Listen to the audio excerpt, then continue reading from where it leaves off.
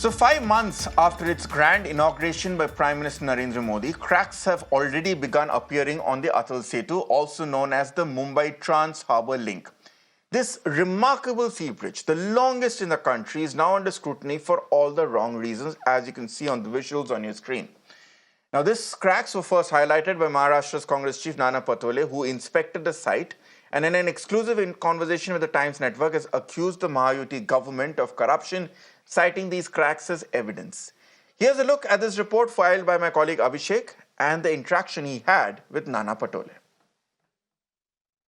Present on Atal Setu, which has been recently inaugurated, and you can clearly see towards my right, these are the cracks which have been developed on the Ulve end of this bridge, which is a very serious concern for the people who are daily traveling on this route.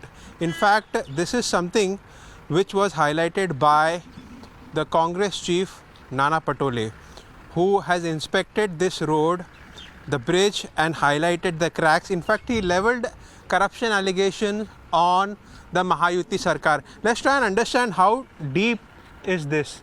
You can clearly see this is so deep. You can clearly understand the cracks are so much deep in nature. Over here also I'm putting this stick inside,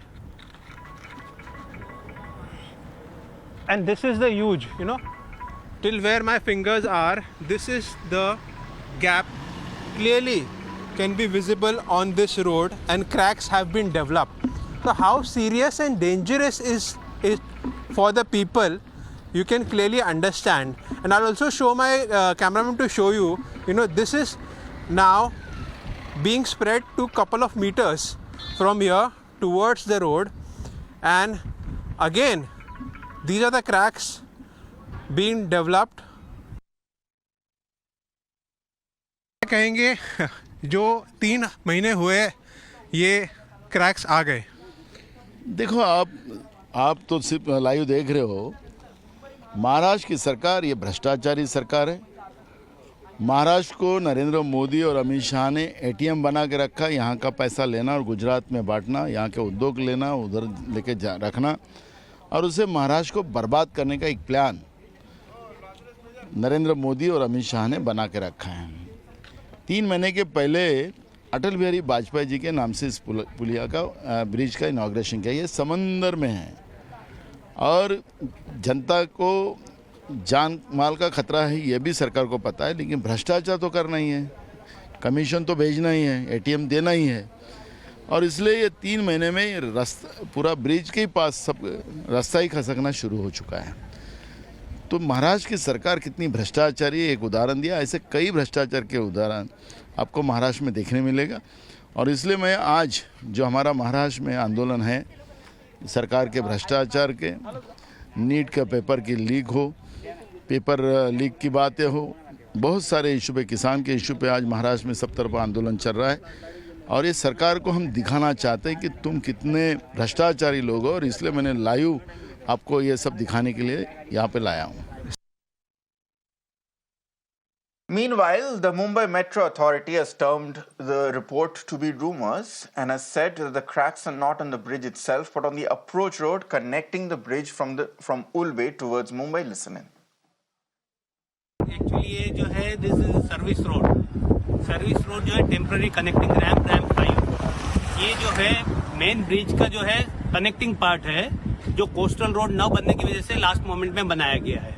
यहाँ पे compaction हुआ था, however ये near by खाड़ी रहने से पहली बारिश में सॉइल सेटल होता है, तो this are the minor cracks, और ये जो है माइनर क्रैक्स में पिलिंग का ऑलरेडी काम चालू हो गया है, इनकल शाम तक के रिपेयर हो जाएगा, और इसकी वजह से कोई ट्रैफिक डिस्टर्ब नहीं हुआ है, पब्लिक का जो है नॉर्मल ट्रैफिक चल रहा है, एंड पब्लिक को कोई इनकन्वीनियंस नहीं होने दिया जा रहा है। Thank you. But that's not stopped the politics, of course. Shiv Sena UBT MLA Aditya Thackeray has hit back at Mumbai Metro Authority's clarification, calling it a shameless explanation. He's tweeted the same. Now remember, this was unveiled by the Prime Minister on the 12th of January. The Atal Setu cost a staggering 17,840 crore rupees to construct. It spans 21.8 kilometers, including 16.5 kilometers over the sea and 5.5 kilometers on land. This 6-lane bridge was designed to provide faster connectivity to both Mumbai International Airport and Navi Mumbai's International Airport. Now, the issues with Atal Setu are not isolated incidents, which is why today we are focusing our Beyond the Headline show on that. Because infrastructure projects across India have been plagued by similar problems, raising concerns about the quality and the safety of these constructions. Let's go by just some of the high-profile cases that have come up in our headlines in just the last few months. Take, for example, Mumbai's Gokhale Bridge. It was opened to the public on the 26th of February. It shockingly had a 6-foot gap between that and the connecting bridge. Somehow the authorities missed it. This project came at the cost of 90 crore rupees, and now it's undergoing repairs to address what should have been evident from day one, if not day zero. Similarly, let's now look at the coastal road, or the tunnel specifically in Mumbai's coastal road, which have started leaking after just 2 months of their inauguration, well before Mumbai's monsoon season hits. There have been dark spots, there have been chipped paint, and as he said, dripping water, which has marred a project which has been built at the cost of 13,000 crore rupees. That's not the only infrastructure problem in Mumbai. Let's switch to the other west. Residents are alarmed by the construction of the Tilak Bridge because the pier cap of this bridge has been erected dangerously close to an 89-year-old residential building, causing significant concern amongst locals, as you can see here. Where was the planning? We have no idea. Now, these issues are not just confined to Mumbai or even Maharashtra. In Delhi, the Pragati Maidan Tunnel, a flagship project inaugurated in 2022, has already faced severe safety and quality problems due to the water seepage and drainage issues. This was a 777 crore rupee project which was completed ahead of the G20 summit, and it also features the world's largest wall painting, which has already been damaged by water leakage and by fading. Then in Bihar's Araria, you may remember this visual because it came in just a few days ago. A portion of an under-construction bridge over the Bakra River collapsed, and despite being at a cost of 12 crores. We've all seen these dramatic visuals, the bridge tilting on one side and collapsing into the river, which has been captured by bystanders, but there is very little explanation as to how a 12 crore bridge, while construction, can just sink in, and what happens now to this 12 crores. From Bihar, let's look at Bengaluru, where these incidents keep happening. A tragic incident occurred in Bengaluru when an under-construction metro pillar fell on a two-wheeler, killing a woman and a 2-year-old son, injuring a husband and a daughter. These are not just infrastructure failures that cost your wallet; they also cost your physical health. And finally, in one of the most recent harrowing disasters was the collapse of the Silk Yara tunnel in Uttarkashi. A landslide had recently trapped 41 workers inside the tunnel for 17 days. It's a miracle that they could be rescued. Now, these recurring infrastructure failures raise critical questions. Are these signs of widespread corruption, or are they isolated incidents of engineering goof-ups? These repeated lapses in quality control and safety protocols suggest to us at Mirror Now a deeper systemic issue.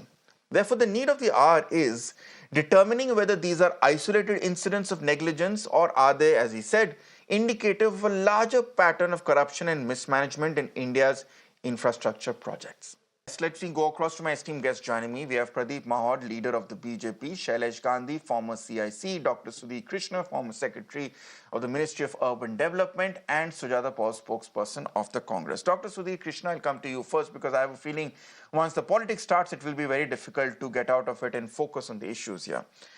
If you go to the list of all the incidents that we've just highlighted to our viewers, do they suggest a pattern to you, a pattern of a larger problem of corruption, or at least rot in India's infrastructure plans? Or do you feel that these are systemic, or these are isolated issues which need to be seen in isolation and not clubbed to be more than the sum of their parts? Well, I think that it has to be seen in a balanced manner. On the positive side, a lot of work has been done. In NHAI, he has constructed over 50,000 kilometers of roads. Railways have added 27,000 kilometers of track. So a lot of work has been done, and therefore you can say that some percentage of that can be, we can give margin for poor construction, but that is not an excuse. It is, one has to just go to the other side also. Yes. And the other side is all the examples you have said. Is not the end of the list. There are more cases also which have been reported, and I think we have to analyze the situation. And one reason, as I understand, is that, of course, corruption part you have mentioned, that is a universal problem in all the situations in our country. That's what we allege. Other than that, on management side, I think the organizations are not gearing up to the managerial capacities to meet the challenges of the large number of work they are undertaking. Departments are taking up more works. Even the municipalities, panchayats, lot of work is being added to their fold, but they are not having enough manpower. So they are outsourcing right, Yeah. left, and center without Okay. adequate internal machinery to manage the works. And that is one reason why the works are suffering in many cases. So that is the major issue is that also. And secondly, there's a huge dependence on external sources, outsourcing agencies, external consultants who come and go. So it is high time that departments strengthen their machinery, equipped with the manpower, and manpower is given proper training. And with that, they should take up the work. So then only we can get the best value for money. So you're saying it's a problem at the delivery end of the mechanism, where whether it be on terms of manpower to execute projects or to maintain projects, that's where things are lacking at this point here.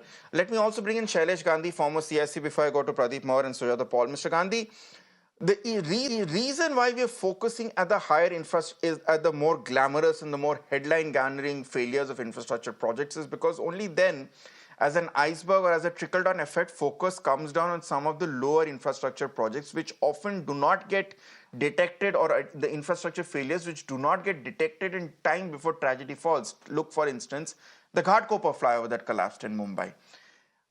If there are systemic issues or there are problems in the maintenance or the execution, the construction or deviation from the blueprints for such landmark projects such as the Atal Setu or the Coastal Road project or the Pragati Maidan project in New Delhi, where in your opinion is the rot? Is it in intent or is it in implementation? Shailesh Gandhi.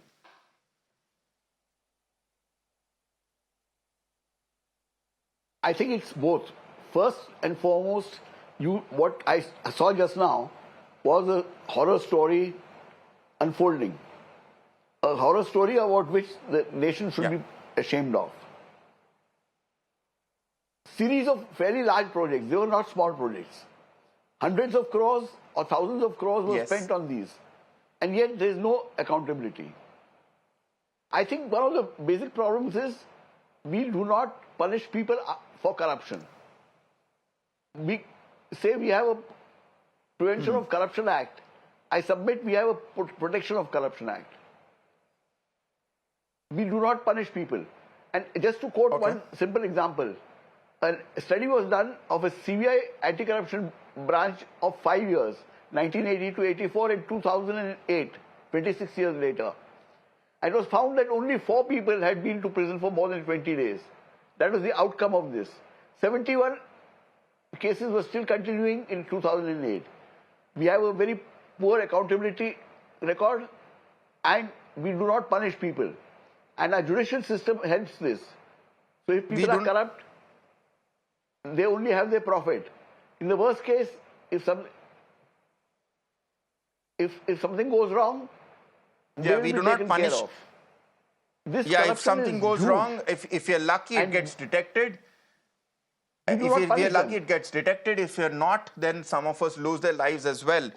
It's the people who are accused, the people involved in corruption don't get punished. That's the charge coming in from Shailesh Gandhi. Pradeep Moore, leader of the BJP, the Prime Minister continues to stand by his slogan, na khaunga, na khane dunga. But evidently when corruption / negligence comes to light behind the repeated failures in each of these very, very high profile projects, one has to ask, why is the BJP government, whether it be in Maharashtra, whether it be in the center, letting people who are responsible for looting the public exchequer of thousands of crores of money, letting them get away? First of all, I saw these pictures, and by looking at these pictures, it looks quite horrible. But we should not be looking at these pictures the way it is presented. We should be looking at individually. Each and every issue should be looked at individually. First of all, let me talk about the Atal Bridge you were showing. That I saw those pictures. Even the Congress politicians were there. They were having sticks in their hand. I saw a lot of photographs going on. What the issue is, there is no problem with Atal Bridge. First, it is the approach road. Even in your picture, just see, It is clearly visible. It is evident. Yes, I know. It is that the approach road. We are Atal saying Bridge that it is the where approach problem is. road. Wait a minute. It is the approach road where the problem is. And not even the approach road. On the corner of the approach road, this is just a bitumen crack. So bitumen crack is natural, it happens. This is the regular procedure where the maintenance work has to be done, especially initial phase when the land is raised. That time, the settlement of land, little bit of settlement Okay. of land at the corners is common. That has to be maintained. So it might be called as an issue where the maintenance was not done immediately. It took bit of time, say 24 hours. So 24 hours delay is punishable, definitely. But a complete failure of the bridge, this is something like, we are creating a hill out of a this thing. Mr. Maur, we are not saying the bridge has failed.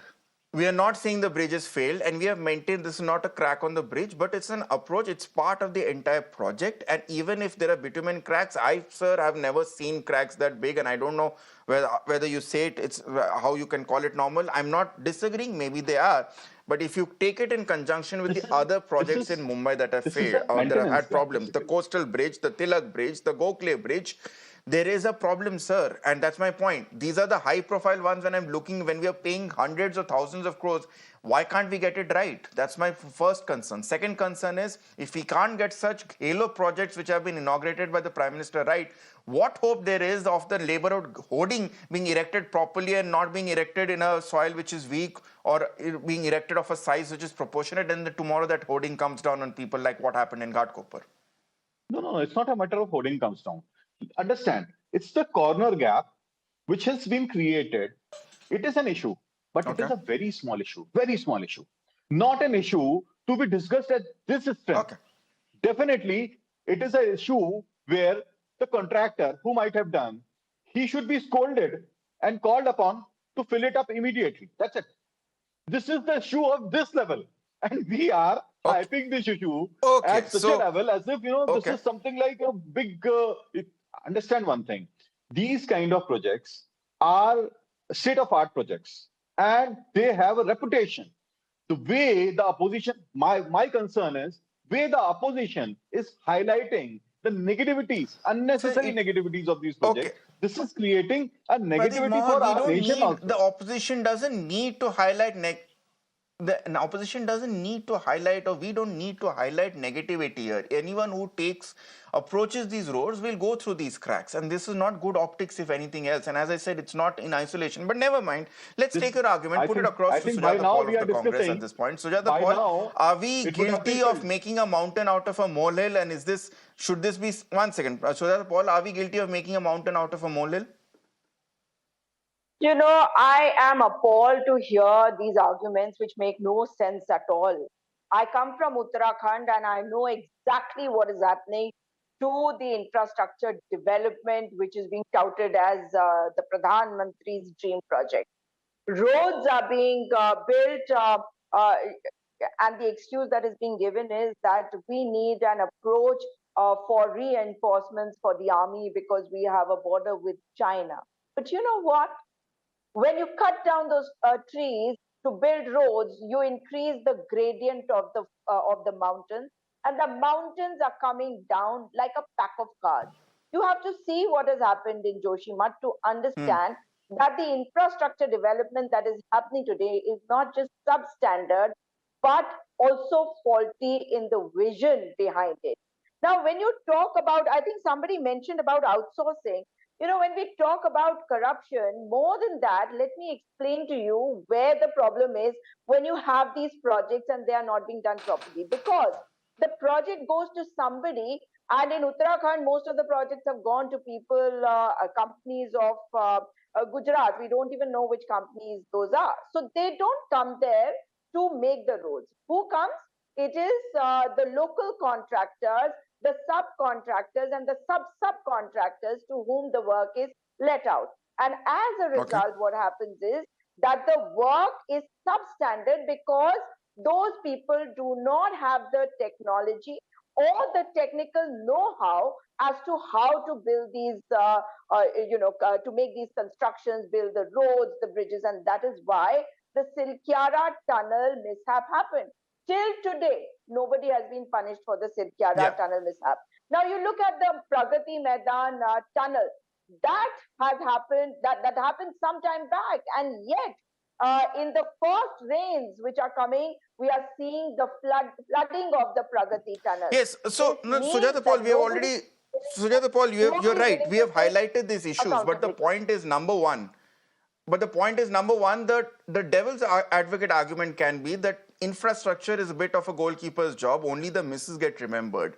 The fact still remains, and we have figures to prove it, that India's capex expenditure has shot up by 3 times over the last 4 years itself, from 4 crores to 12, from 4.1 lakh crores to 12. Now that's a figure of 300% increase. Now the point is, everyone agrees that infrastructure, especially when it comes to highways, especially has been one of the big success stories of the Modi government. And the Congress, perhaps some would say, should be the last person to advise, because we saw what happened during the Commonwealth Games scam. The bridge of an under construction tunnel in the just weeks before the event came down, and that was in the national capital here. So once again, who are we preaching to? You know what? We have been thrown out of power. Why? Because of certain reasons, the public saw that. Okay. And we also exhibited accountability. But let me explain to you, when you talk about these roads and the capex being increased, let me tell you that when the formula gets changed, and if you have a 4-lane highway, earlier if there would be 1 kilometer, it would be considered as 1 kilometer. If you have a 4-lane highway, now that same 1 kilometer is counted as 4 kilometers. If it is a 6-lane highway, it is counted as 6 kilometers. But if you go to the Northeast, the Prime Minister has said that there is a network of roads. I spent time in Nagaland, and I have seen that there is just one particular road which comes from Assam right up to Kohima. Beyond that, there is no road. And you step away from this highway, there is no road. So the fact is that marketing is great, but what kind of infrastructure development is happening? And the old roads which were there during the time of the Congress, they have also got completely depleted in the Northeast. So the fact remains that when you talk about the Atal Setu bridge, we are talking about something which was touted as something really grand, really great.